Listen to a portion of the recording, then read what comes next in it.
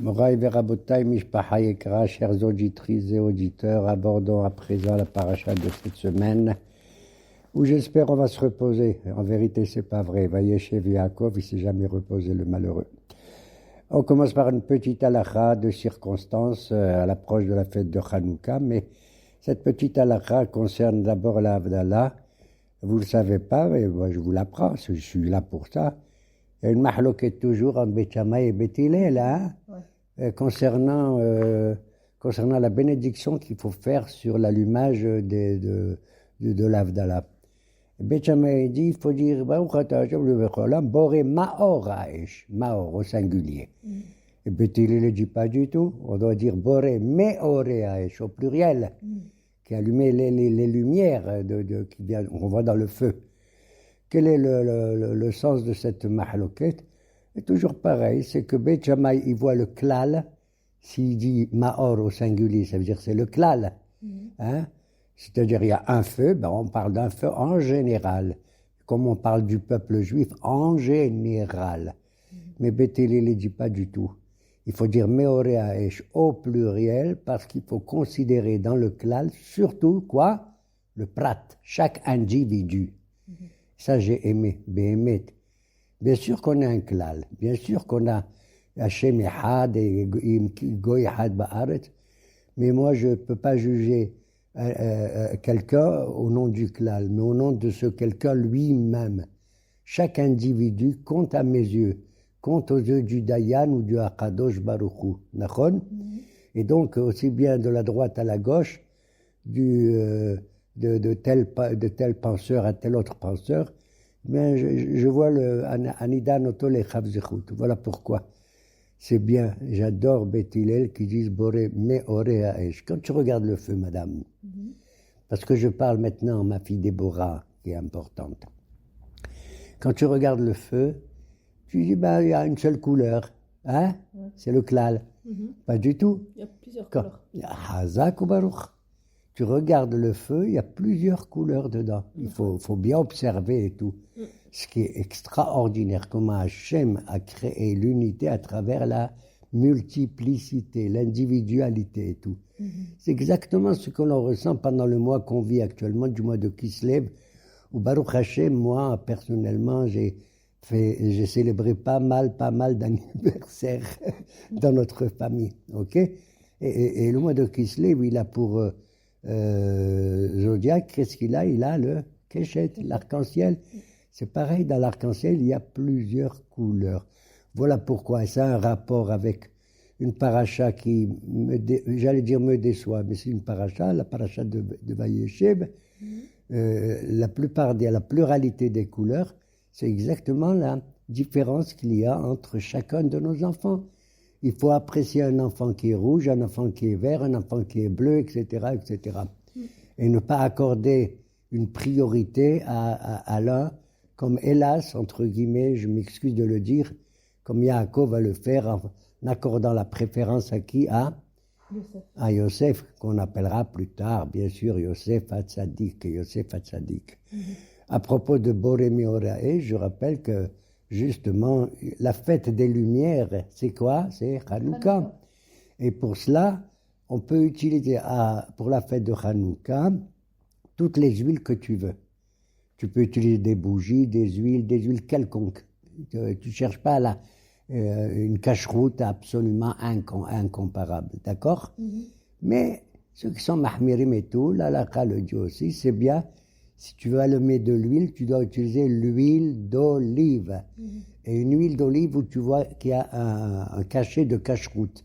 Parce que des fois, dans des huiles d'olive qu'on reçoit d'ailleurs, en dehors d'Israël, eh bien, il y a un mélange dedans avec des choses que j'ose pas dire. D'accord? Des graisses d'animaux interdites. OK?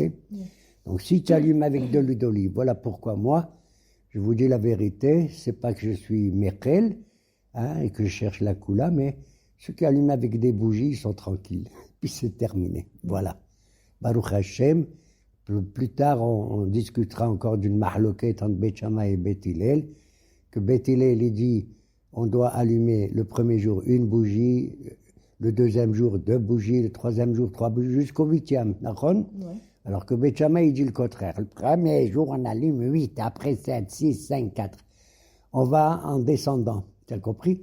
Alors que Beth Hillel, je trouve ça merveilleux. On va en montant, en progressant. Je suis petit et je vais grandir. Et tout le monde, il est petit, il va grandir. Be'ezrat Hashem, comme dit les Pirkei Avot, Ben Hamesh, la Mikra, Ben Eser, la Mishnah, Ben Hamesh Esrei, la Talmud. Chaque âge, il apporte quelque chose de nouveau dans la conception, dans le vécu du monde, d'accord? Et il ne ressemble pas celui qui a 80 ans à celui qui a 5 ans. Mais chaque âge, il a son privilège, il a son importance. Tu prends par exemple un type qui a 80 ans, on dit Ben Shmonim la Gvura. Qu'est-ce que ça veut dire la Gvura? Il a la Gvura. Miskin, il est faible, il a perdu. Qu'est-ce que ça veut dire la Gvura? La Gvura, ça veut dire qu'il faut qu'il prenne des forces en pensant à sa santé, en mangeant. Parce que quand on a atteint un certain âge, on ne veut pas tellement manger. Et alors, il faut que tu aies la Gvura, Kovesh et Titso pour manger, pour avoir du koah. Jusqu'à Me'a Ve'esrim. Voilà. Maintenant, cette paracha, elle commence par un mot qui s'appelle Vayeshev. Misken Yaakov Avinu, après les problèmes qu'il a eu avec Esav, Laban, Edina et tout ça, il a envie, Bikesh Yaakov, la Shevet Beshalva, il a voulu se reposer. D'ailleurs, il y a un passouk de Iov qui exprime cela. Le pauvre Iov qui a souffert aussi, il dit à l'époque, Az Nahti, Az Shalafti, Az Shakati, Vayavorogez. À l'époque, je voulais me reposer, je voulais me détendre, je voulais m'accorder du repos, etc., et de la détente. Et la colère est arrivée. La catastrophe est arrivée. D'ailleurs, c'est marrant qu'il dit Az, 3 fois Az. Comment ça fait Az? Aleph et Zayin. Oui. Exactement. Ça veut dire que même, il y a combien d'heures dans un jour? 24 heures. Ça fait 8 fois 3. 24. D'accord? J'ai voulu me reposer pendant les 8 premières heures. J'ai voulu me reposer pendant les 8 deuxième heures. J'ai voulu me reposer pendant les 8 troisième heures, etc. Et à ce moment-là, non. Misken de Yaakov Avinu, Vaïshev Yaakov Be'eret Megure Aviv. Ouf, j'en ai marre de Haran, j'en ai marre de Shrem et de tout ça. Et je vais habiter Be'eret Megure Aviv, là où mes parents, c'est-à-dire Yitzhak et Abraham, ont choisi selon la promesse d'Akadosh Baruch Hu, c'est-à-dire Be'eretz Kenaan, Be'eretz Israël.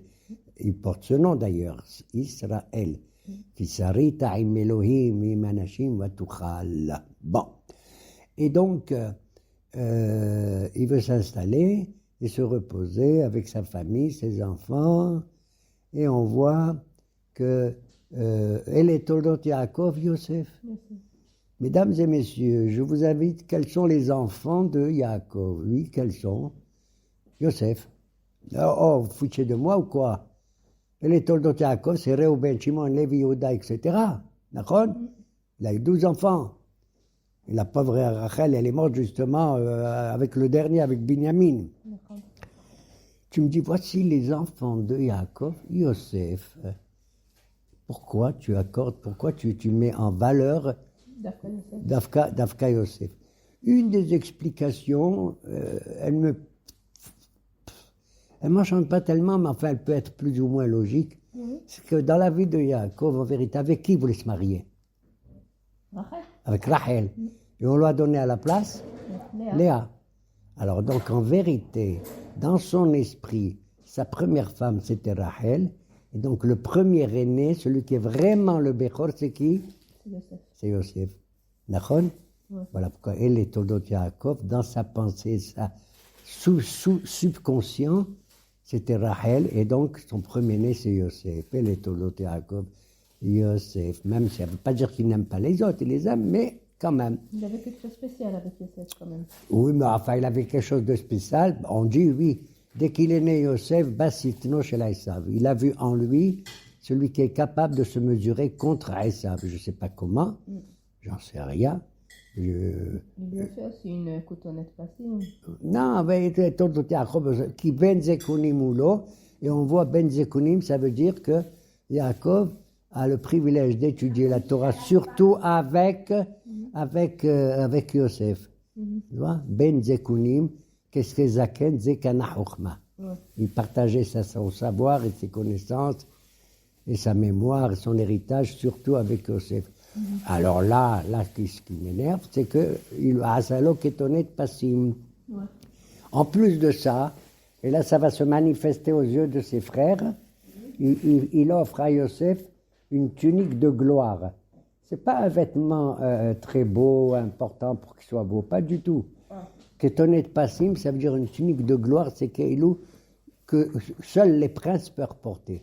Comme si Yosef, il lui annonce qu'il sera un jour comme un prince, comme un roi. Ce qui va arriver plus tard, effectivement. Mais de le manifester publiquement devant ses frères, naturellement, quand ils voient ça, les frères, eh bien, ils sont jaloux de Yosef et puis ils vont avoir, au fond d'eux-mêmes, ils vont exprimer une haine, mais qu'ils ne vont pas dire « Velo daberu le shalom ». Ils n'ont pas manifesté dans la parole à Yosef ce qu'ils ressentent. À tel point que même Yosef, Yaakov Avinu, il lui dit « Va t'amuser avec tes frères ». Avec qui il joue le plus? Avec les enfants de Bila et de Zilpa, les servantes, et pas avec les autres. Et quand il s'amuse avec eux, il vient rapporter à son père, il raconte à son père toutes les bêtises que ses frères et les filles des servantes, il faisait, et il les accusait. Non? Il les accusait alors qu'ils ne faisaient pas des péchés. Ah. Oui, comme tu dis. Tu dis, papa, tu sais, je les ai vus. Ils ont sacrifié un animal, et avant que l'animal y meure, ils ont mangé le Everminahay, un des membres de l'animal, ce qui est interdit, selon la halakha chez nous. D'accord? Et il les accusait d'autres péchés que j'ose pas révéler ici. Ce que la Torah dans la paracha nous dit, d'accord? Ben, c'est pas suffisant. Maintenant, Yosef, il se met à dormir. Nous, on dort, tout le monde en dort et tout le monde en fait des rêves. Et ce monsieur, Yosef, se permet de raconter ses rêves devant ses frères et devant son père. D'ailleurs, là, il y a une mahloquette entre les hachamim, aussi, la Gemara de Berachot, il y a plein de pages sur les rêves. Ce que je relève le plus, c'est que certains disent halomot shav edaberu. Les halomot n'ont aucun sens. Ils racontent n'importe quoi. C'est pas la peine d'en tenir, de tenir compte de tout ça. Mais de l'autre côté, on voit que nos hachamim, ils disent waouh, un halom c'est important, que même quand tu dors, ça révèle toutes tes pensées intérieures. Certains ils vont encore plus loin. Ils disent que halom ehad mishishim shel hanevoa. C'est 1/60 d'une prophétie. Tout se passe comme si le bon Dieu il parle avec toi dans un rêve pour te révéler certaines choses. C'est pas une prophétie à 100%, mais c'est une demi-prophétie. Même s'ils disent que dans le halomot, tout est vrai, sauf un petit détail, exprès pour te tromper. D'accord? Alors, moi, je dis que, d'ailleurs, certains hachamim, ils ont dit, moi, je sais qu'est-ce que tu vas rêver ce soir. Tu veux, je te dis, ma fille, tu vas rêver ce soir. Tu vas rêver que dès que tu finis, tu vas sortir, tu vas m'acheter des croissants, des millefeuilles, et plein de choses très, très bonnes. Tu vas rentrer chez toi, tu dis, il m'énerve ce papa, il faut que je dépense encore beaucoup d'argent. T'as compris? Et ce à quoi tu penses pendant la journée, tu vas rêver de ça la nuit. Et dans ton rêve, tu vas rêver, j'en ai marre, ça coûte très cher, les croissants, ça coûte très cher. Tu comprends? Donc tu vois comment je sais que tu vas rêver de ça le soir. D'accord? Bon. Aval, ils ajoutent autre chose, nos hachamim, ils disent Kol halomot olchim harape. C'est pas le rêve en lui-même qui compte, c'est quand tu le racontes à quelqu'un, choisis un homme qui t'aime, pas quelqu'un qui t'aime pas, pour raconter tes rêves, et de telle sorte qu'il donne une bonne interprétation. D'accord? Qui donne une bonne interprétation. D'ailleurs, nos hachamim, ils ajoutent encore que celui qui rêve pas pendant 7 jours, barminen, c'est quoi? Non, c'est un rachat. Tu te rends compte? Baruch Hashem, comme tous mes copains, on rêve tous les jours, presque. C'est marrant. On rêve presque tous les jours. Et donc, Et d'autres, ils disent, même un mauvais rêve, il est meilleur qu'un bon rêve. Ah. Alors, tu vois qu'il nous trouble l'esprit dans cette histoire-là, avec Ah. les halomot, les halom. Alors, je vais dire le rêve le plus terrible pour Yaakov, tu sais lequel? Il s'est marié à 84 ans. Alors que dans la Pirkei Avot, on te dit Ben Shmona Esrei la Choupa. D'accord? Ouais. Et 84, c'est quoi la gematria de quoi? On avait dit. Du mot halom. Het lamed vav mem, c'est 84. Alors son rêve, il le réalise que lorsqu'il n'a que 84 ans. Et donc, Yosef vient, papa, frère, j'ai fait un rêve. Oui, qu'est-ce qui est arrivé? Et bien voilà, on était dans les champs, travaillait l'agriculture, et vos gerbes, elles ont poussé en rond, la mienne, elle était au milieu, vegam alumati, kama, vegam nitzava, ma gerbe à moi, elle se levait, elle était bien droite, et vous êtes prosternés, vos gerbes, devant ma gerbe. Dis-moi, on raconte ça? C'est beau de raconter ça à ses frères. Bémet. Donc, quand tous ses frères comme lui, ils n'étaient pas des agriculteurs, c'était des bergers, ils s'occupaient des animaux. Alors, qu'est-ce qu'ils racontent? Alors, les frères, ils ont dit, ils se sont calmés, ils n'ont rien dit, mais franchement, ils avaient de la colère au fond d'eux-mêmes. Il revient, il dit, mes frères et mon père, j'ai fait un deuxième rêve. Quoi encore?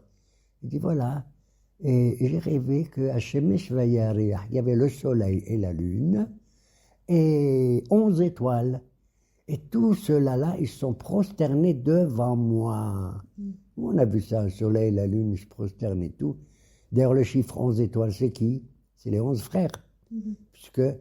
Puisque Binyamin n'était pas dans l'affaire. OK? Non, non, il est dans l'affaire. Lui, c'est le 12e. Alors, les frères écrient, Amalor timloch alenu, machol timshol banu. Hein? Tu rêves qu'on se prosterne devant toi. Est-ce que tu veux être notre roi? Tu veux être notre dominateur? Ve'aviv shamar et adavar. Quand Yaakov, il entend ça, il dit à Yosef, je vais garder ce rêve. Au lieu de shamar et adavar, racham et adavar. Il a même écrit. D'accord? Et on voit qu'en vérité, Yaakov, il essaie d'engueuler Yosef pour calmer les frères. Tu sais qu'est-ce qu'il lui dit? Qu'est-ce que tu rêves? Dans ton rêve, le soleil et la lune, c'est qui? C'est papa et maman. Il est faux ton rêve, Zama. Pourquoi? Parce que moi j'existe, je suis le soleil, mais ta mère, la pauvre Rachel, elle est morte. Donc pourquoi tu rêves? Et d'ailleurs, tu vois qu'il y a un siman adorable dans ce que dit Yaakov. Ma halom asher halamta. Quel est ce rêve que tu as rêvé? Écoute bien, asher halamta.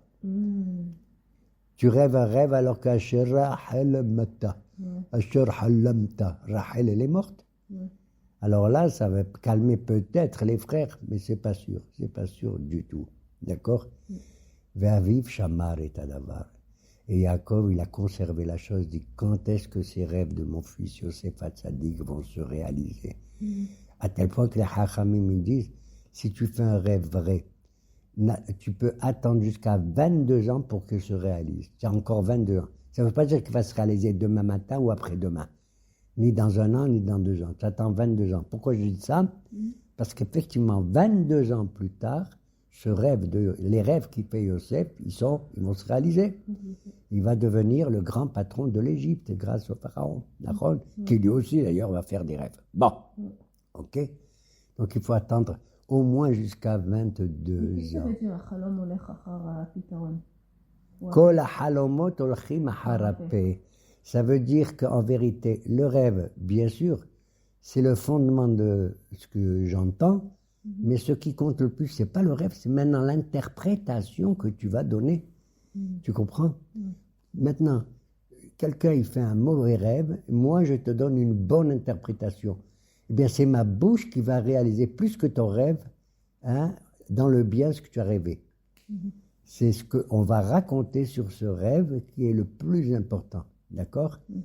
C'est-à-dire, on va faire sortir l'explication du subconscient à travers le rêve dans le conscient à travers la parole maintenant. D'accord? À tel point que, effectivement, la Gemara, toujours celle de Berachot, là-bas à la page 56, elle est très longue, plein de pages, surtout une histoire incroyable sur un bonhomme qui était le plus spécialiste, le plus grand spécialiste de l'interprétation des rêves.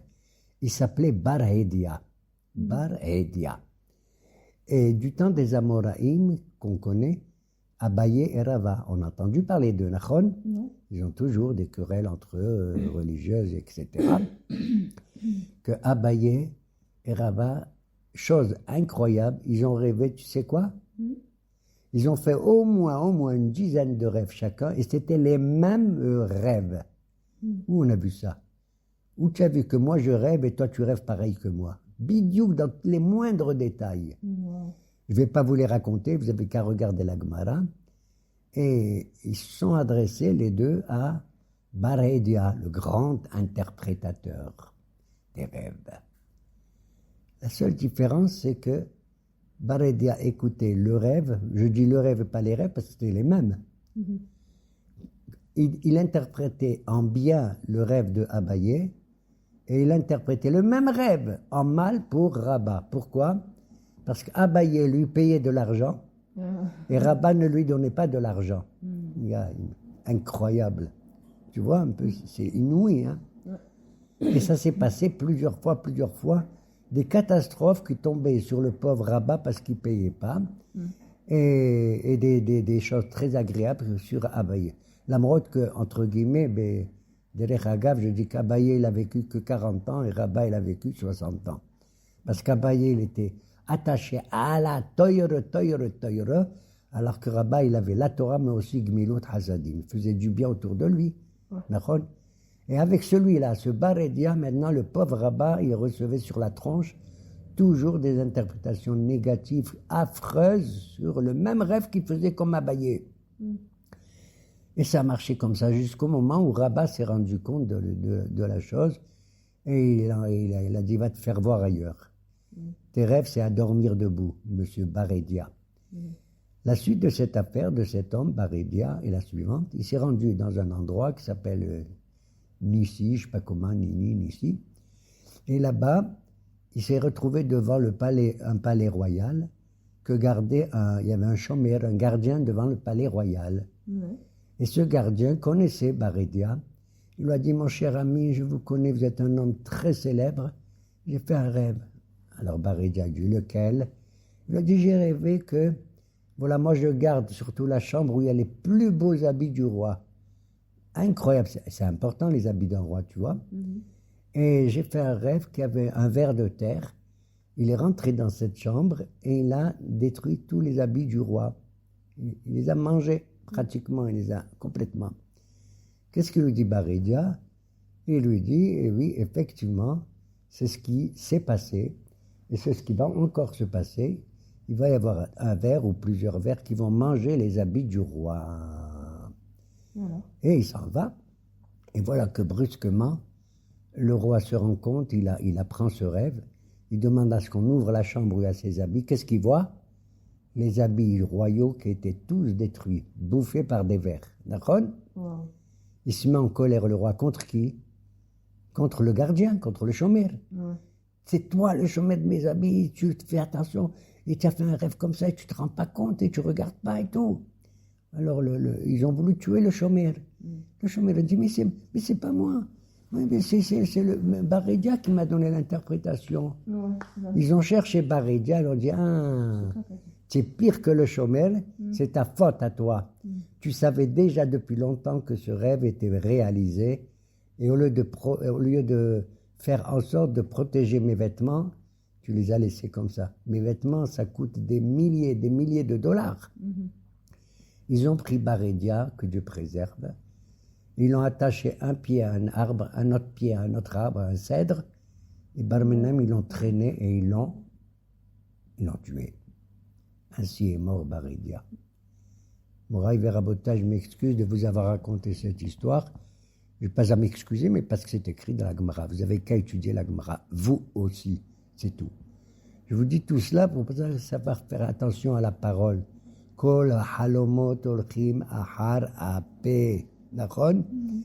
Tout ce qu'on pense intérieurement, il faut savoir comment le décrire si c'est nécessaire à l'extérieur avec des circonstances valables. D'accord? Ok? C'est ce que nous raconte cette histoire de Barédia. C'est ce qu'on veut raconter aussi à propos de Yosef qui a raconté. Pourquoi il a fait 2 rêves d'abord? Un rêve, ça ne suffit pas. Hein? Alors qu'en vérité, le premier rêve, il n'a aucun sens parce que comme je t'ai dit, les frères de Yosef et tous, c'était des roïm, des bergers, d'animaux. Ce n'étaient pas des agriculteurs. Et le deuxième, c'est sur les étoiles et le soleil. Et qu'est-ce que ça veut dire? Il veut dire par là, Yosef, que je vais commander aussi bien la terre, c'est-à-dire l'agriculture, c'est la terre, que le ciel, le soleil et la lune. Je vais commander les choses d'en bas, matérielles, et les choses même spirituelles. Et c'est vrai que ça va se passer comme ça, puisque c'est lui qui va nourrir l'Égypte, sur le plan matériel, et même ses frères qui vont venir le voir plus tard.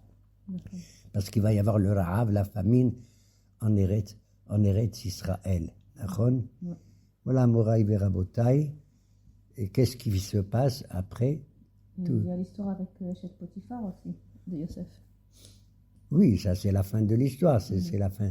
C'est la fin de l'histoire, ce que je voulais dire pour conclure, parce que je veux être fait. Et je ne veux pas raconter dans cette paracha ce qui est arrivé à Yehuda, qui a quitté ses frères et tout, après toutes ces histoires-là. D'accord? Une histoire qui ne me plaît pas non plus, avec qui il se marie. Et c'est incroyable, de toutes les affaires les plus affreuses, c'est là que vient le Mashiach. C'est de Moab avec Ruth à Moabia que va sortir le Mashiach. C'est de l'histoire de Yehuda avec une fille cananéenne qui va mourir et tout. Il va épouser Tamar, qui est une des descendantes de Shem et de Haver, de Shem, et qui va avoir deux jumeaux, qui s'appellent Peretz et Zarah, et de Peretz viendra plus tard le Mashiach, David et le Mashiach, ok? Et je ne veux pas entamer, c'est des choses qui se sont passées dans des générations anciennes, et je ne crois pas, Barminen, que Yehuda a commis des péchés, puisque tout cela a été fait avant le don de la Torah, d'accord? L'histoire de la coutonnette Passim de Yosef. Ben, l'histoire de la cotonnette Passim, il y a un petit jeu de mots, pour ainsi dire, qui annonce déjà. Toi, Yaakov, tu dis, waouh, mon fils Yosef va porter une tunique de gloire, mais dans mon subconscient, je dis à monsieur Yaakov, mon ancêtre, parce que je porte le même nom que lui, hein, excuse-moi. Passim, c'est beau, mais fais attention. Il va arriver à Yosef des catastrophes terribles à travers le mot Passim. Passim, ça s'écrit comment? P, sa mère, Yud, Mem. De là, j'apprends que Yosef, il va être sous la juridiction de P, c'est Poutifar, Madame Poutifar, ou Madame Petit-Four, je l'appelle, ou Madame peut tout faire. P, c'est Poutifar, sa mère, c'est Soharim, c'est les commerçants qui sont venus près du bord de Yosef. Yud, c'est Yishmaelim, c'était des Ishmaelim. Même c'est Midianim. Et c'est eux, les Ishmaélim et les Midianim, qui vont vendre Yosef pour 20 shekels. Le prophète Amos, c'est la paracha, c'est l'Haftara qu'on va faire au chapitre 2, nous raconte Ba'abur, al shelosha pish'ei Israël ou al arba'a lo ashibenu. Sur les 3 péchés que les Juifs ils vont faire, je vais leur pardonner.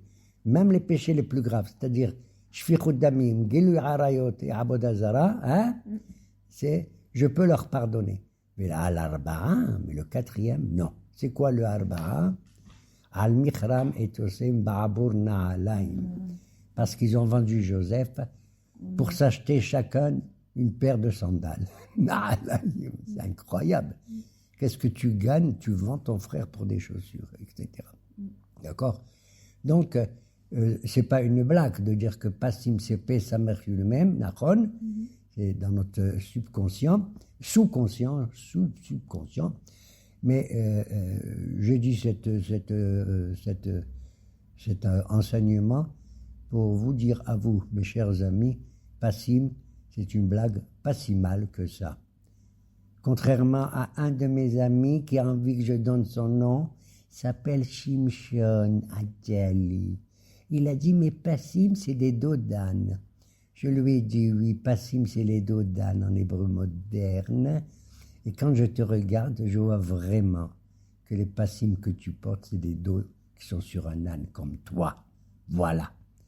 Rabotaï, c'est pas par méchanceté que je le dis, mais je souhaite qu'on passe de Vaïeshev à Miketz et de Miketz à Vaïgash, de Vaïgash à Vaïhi, afin que Yaakov retrouve une vie tranquille là où il se trouve, puisque son image, elle est gravée dans le Kissé à Kavod. Baruch Hashem, Leolam, Amen, Amen.